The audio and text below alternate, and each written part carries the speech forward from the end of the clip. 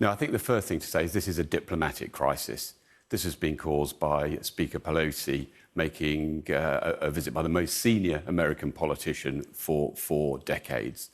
And China's using its military instrument here and that dramatic footage that you've just shown to signal its deep regret and concern about that visit and whether that questions this nuanced balance that we refer to as strategic ambiguity that all parties have maintained over the last couple of decades. So I don't see it being a military escalation. Escalate to what? To an invasion or a blockade, which clearly those 6 areas ringing Taiwan are supposed to suggest an ability for China to do if it wished to.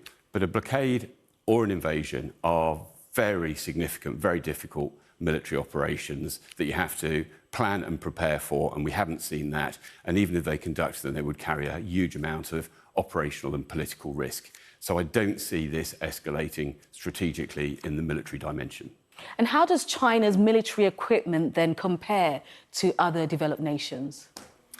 Well, that's a good question. The answer is we don't really know. And the reason being is that over the past decades, China has relied on the Soviet Union and then Russia to provide it with the bulk of its military equipment. And then it went through a phase of copying that military equipment and building its own. So here you see the Russian flanker, the Su-27 series, and there is the Chinese J-16, a literal copy.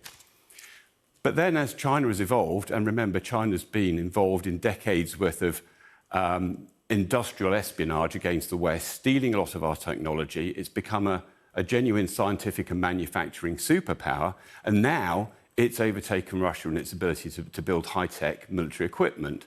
So here you see the J-20, clearly an answer to the American F-22 fighter. And as you can see, we talked about the theft of technology and designs from the West. Well, those look suspiciously similar, don't they?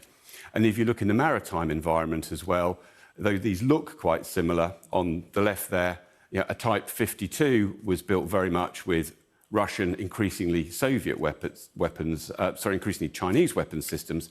Here, the much more advanced, stealthy Type 55, which is very highly regarded by the West, is a Chinese design and carries Chinese weapon systems. But I think the point to be made is that's a very steep learning curve for China.